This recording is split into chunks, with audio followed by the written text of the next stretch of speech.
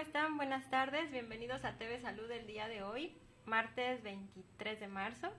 Recuerden que estamos en vivo, si gustan dejarnos sus comentarios, dudas y cualquier cosa que quieran decirnos, aprovechen que está con nosotros la doctora Helen Clemente Montoya, que ahorita nos va a contar un poquito más de su vida.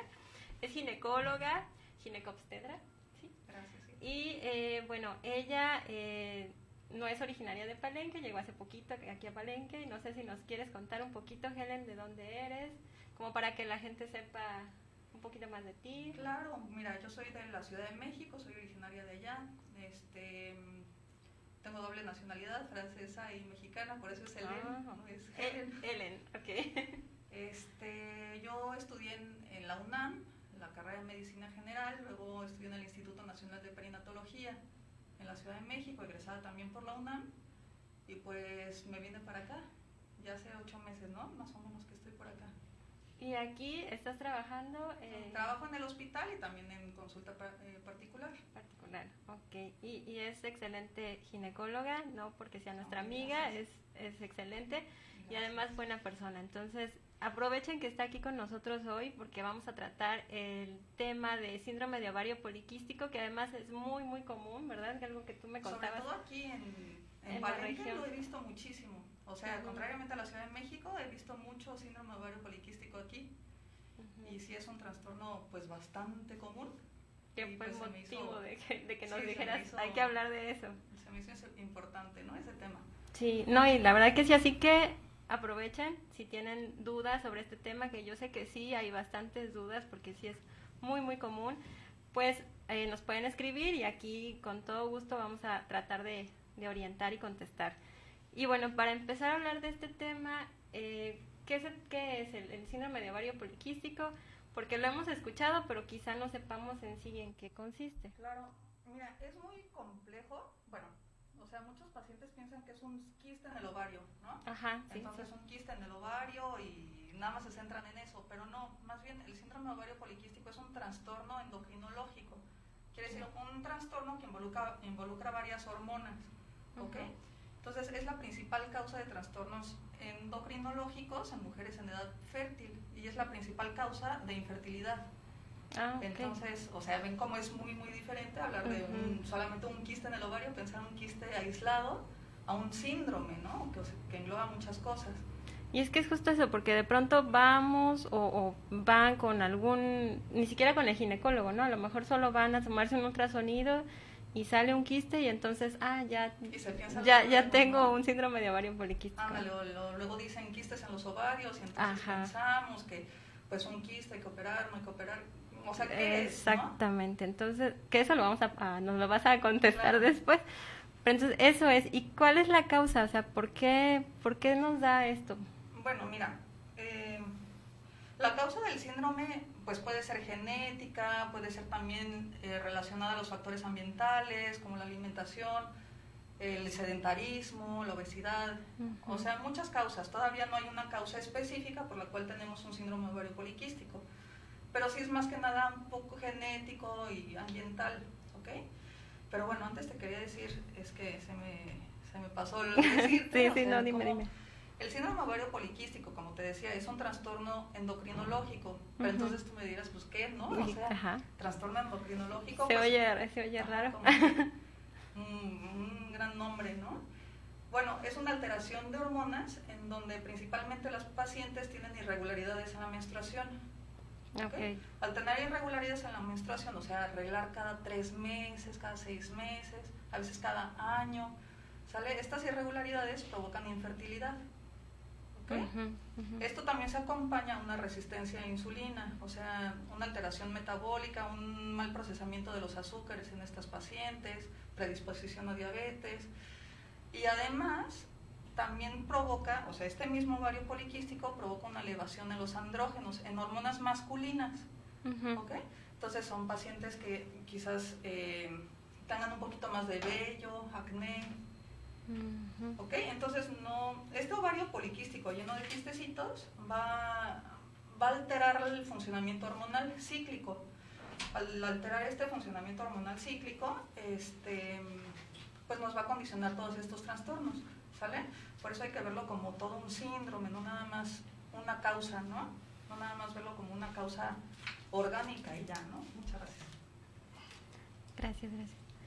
De hecho, entonces también por eso, digo, incluso puedes no detectarlo el ginecólogo, no puede detectarlo a lo mejor el dermatólogo, o puede detectarlo, no sé, quizá cuando llegas a otro tipo de consulta y ves estas características, ¿no? Que nos mencionaste, a lo mejor vello en demasía o problemas de acné, también sería bueno como consultar, claro, o sea, ¿no?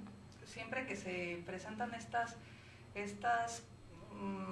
pues estos síntomas ajenos, pues se pudiera sospechar de un síndrome ovario poliquístico, ¿no? Pero siempre hay que recordar que es el conjunto de todo. Sí, ¿no? sí. Por ejemplo, una paciente que llega con acné, con un poquito más de vello, pero sus ciclos menstruales son regulares, le hacemos un ultrasonido y vemos los quistes, o sea, los ovarios normales, pues entonces a lo mejor sí se debe a un problema de acné, quizás la paciente es adolescente, quizás sí es un problema más dermatológico, ¿no? Pero no, siempre hay que verlo como un conjunto, o sea, irregularidades menstruales, un ultrasonido con muchos quistecitos en los ovarios y pues ya problemas de acné o de metabolismo de insulina, ¿sale? Obesidad. Que ya va a desencadenar después todos los demás problemas que menciona. Pues en general van como de la mano, ¿eh? O sea, obesidad, irregularidades menstruales, quizás un poquito más de vello. O sea, sí, va como junto. Ok. ¿Sale? Y entonces, al final, bueno, para entender esta que nos habías dicho, bueno, causas pueden ser muchas, ¿no? Como multifactorial, puede ser genético, puede ser, pero ¿hay algo que tú consideres o dentro de las causas listadas más frecuentes, cuál pudiera ser?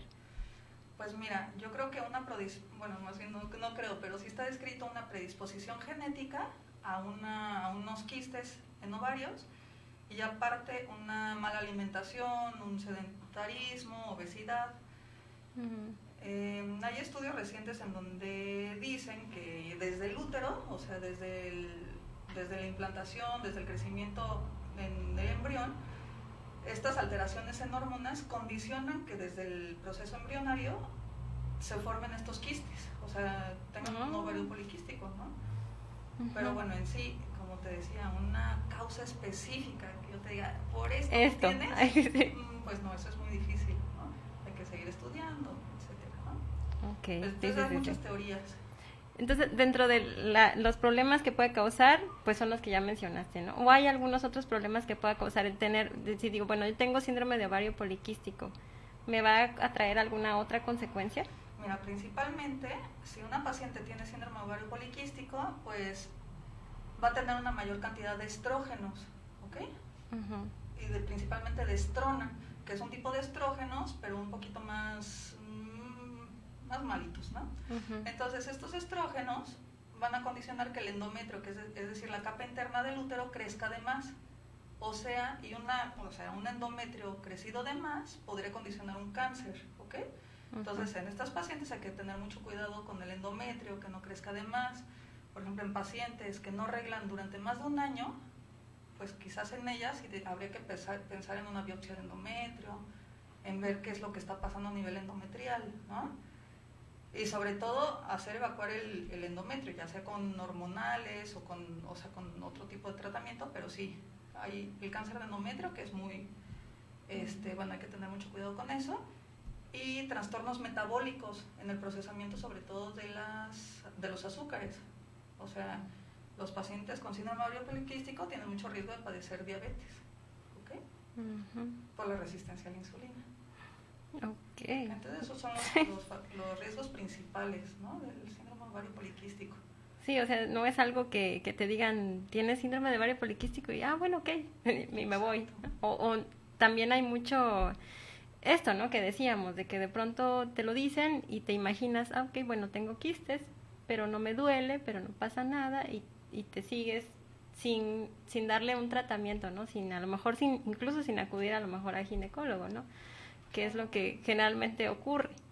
Pero los signos y síntomas que pudiera darnos la mayor, no sé, a lo mejor por frecuencia, ¿cómo llegan a ti estos pacientes? O sea, ¿qué es lo más común que presentan como un síntoma? Lo más común es que lleguen con irregularidades en la menstruación. Entonces son estas pacientes que llegan y entonces o no les baja o les baja dentro de 3 meses, 6 meses, tienen muy alterados sus ciclos menstruales, o también son pacientes que no se han podido embarazar. Ay, perdón, me dicen que casi no se escucha tu... ¿no se escucha? Casi no se escucha, que está muy bajito. Ok, así. Uy, ya llevo toda la plática y no se escuchaba. No, pero ya. Perfecto, ¿así se escucha mejor? Yo creo que así se escucha. Si no escuchan, por favor, nos vuelven a mandar un mensajito. Gracias, Manu.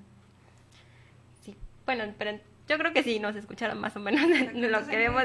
Íbamos en signos y síntomas, en las causas más... Les decía, o sea, la principal causa por la que llegan a la consulta es que tengan irregularidades en la menstruación. O sea, estas pacientes que no tienen unos ciclos menstruales regulares cada mes, no, eso se pierde, ¿ok? Entonces son pacientes que quizás tengan sus menstruaciones cada 2 meses, cada 3 meses, que no sepan bien cuándo les va a bajar, o bien son pacientes que han pasado años y años y años y no se pueden embarazar. Quizás a lo mejor sí tienen sus ciclos regulares, pero no se embarazan, ¿no? Entonces, esas son las 2 causas principales porque las pacientes siempre se asustan, ¿no? Dicen, oye, pues ¿por qué no me puedo embarazar? Si todas mis amigas las han embarazado, ¿por qué yo no? ¿No? Entonces, pues van al ginecólogo y ahí pues le haces un ultrasonido y te topas con que pues ves el ovario y tiene quistes. Y los sangrados, estos sangrados que de pronto, al contrario, ¿no? Que son, a lo mejor, sangran cada 3 meses, pero cuando sangran con ganas. O sea, ¿esto también pudiera ser? O sea, ¿puede ser? Pues mira, en cuanto más tiempo tarde en venir la menstruación, pues hay que pensar en que en todo ese tiempo estuvieron accionando los estrógenos sobre el endometrio. Entonces, obviamente, el endometrio se va a hacer cada vez más ancho, más gordito, ¿ok? Entonces, casi siempre, cuando tienen la menstruación cada 3 meses, cada 6 meses, pues tienen mucho sangrado. ¿Por qué? Pues porque el endometrio de 3 meses, pues ya va a haber crecido, pues, bastante, ¿no? Entonces, el endometrio de 3 meses, pues sí tiende a sangrar mucho. Ok, entonces esto se espera, por decirlo así. Sí, eso okay. Y cuando también, porque pasa de pronto que las pacientes tienen algún método de planificación, no sé, DIU o implante, y a lo mejor desde que usan este método, pues también sus ciclos se vuelven un tanto irregulares. Claro, y no se dan cuenta. Exactamente, claro. Esa es la duda, claro, ¿no? Claro. Porque a veces como que se acostumbran a que el ciclo sea de manera irregular y entonces lo van tomando normal, claro, cuando ya llevan años así, ¿no? Entonces, ¿hay alguna, no sé, alguna recomendación en tiempo para que, bueno, si yo tengo un implante, un DIU, algún método, tenga que acudir? Bueno, mira, esa es muy buena pregunta. No. O sea, generalmente antes del implante o el DIU, pues sin algún tratamiento hormonal, pues, o sea, tuvieron que tener una vida reproductiva sin hormonas, ¿no? Entonces, en esa vida reproductiva sin hormonas, pues ahí se tuvieron que haber dado cuenta que no menstruaban cada mes, ¿no? Quizás por ahí podríamos ir, pero en general, o sea, una paciente que tiene un DIU y, por ejemplo, sube mucho de peso y entonces empiezan a alterarse los ovarios, pues entonces no se va a dar cuenta, y eso es ahí donde, pues quizás te das cuenta, pues haciéndole un ultrasonido casualmente, nada más de rutina, y te topas con unos ovarios con muchos quistecitos. Entonces ya piensas, pero tú como ginecólogo, en que a lo mejor tiene problemas del metabolismo, que tiene otras cosas internas, ¿no? O quizás también la paciente tenga problemas de acné y por eso venga, ¿no? O sea... Pero ¿crees que sea recomendable, no sé, bueno, los pacientes que tengan muchas gracias, Jessita, ya está mejor el audio, gracias. Recomendable que a lo mejor cada 6 meses, cada año, no sé, si yo tengo el DIU, me lo puse hace un año, ya es como que ya me toca ir a revisión, o me puedo seguir. Bueno, en general una revisión ginecológica se recomienda cada año a todas, ¿no? Cada año. Todas. Pero esto es en general, porque no nada más existe el síndrome ovario poliquístico. Ah, no, sí, claro. Existen, pues, Tu Papa cosas, Nicolau, ¿no? tu colposcopía, Exacto. etcétera, etcétera. Entonces, Sí. O sea, en general, una revisión ginecológica anual, ¿no? Eso es lo recomendable. ¿Por qué? Pues porque muchas cosas, o sea, o muchos trastornos no se ven. O sea, puedes tener un quiste de verdad, o sea, un quiste complejo de ovario, ¿no? No un síndrome ovario poliquístico. Pero pues un quiste no se siente, ¿no? No da dolor, si está pequeño, si no se tuerce, pues no da dolor. Entonces vas a tu revisión ginecológica, te hacen un ultrasonido y pum, se topan con un quiste, ¿no? Sí. Entonces, o sea, una revisión ginecológica anual es básico. O sea, la base para prevenir un montón de enfermedades, ¿no? Sí, correcto. O sea que, ahí estamos. Si ahora... tienes un DIU y no menstruas, Sí, de todos modos, bueno, eso ya fue así como el tip, ¿no? Si Sí. tienes DIU, si tienes cualquier...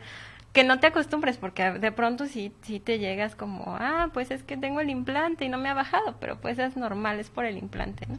Entonces no es tan normal. Si vayan a revisión, si vayan con su gineco y chéquense.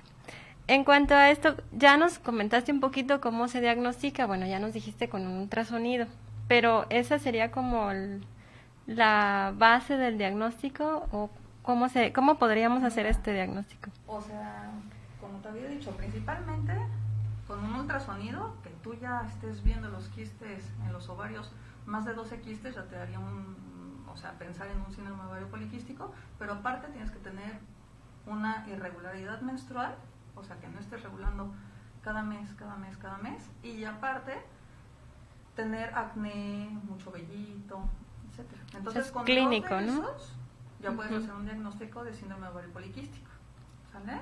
Ok, perfecto.